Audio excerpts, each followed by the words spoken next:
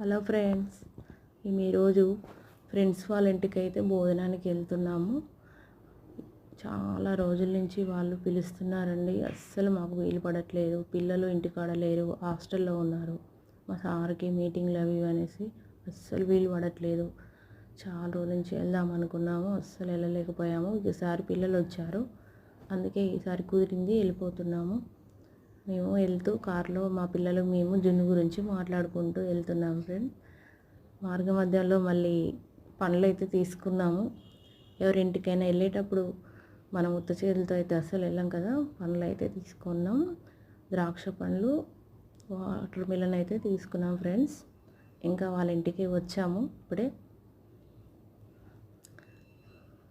Next వీడియోలో మీకైతే మేము సండే రోజు ఏం స్పెషల్ చేశారు, ఏం తిన్నాం అనేది నెక్స్ట్ వీడియోలో పెడతా ఫ్రెండ్స్.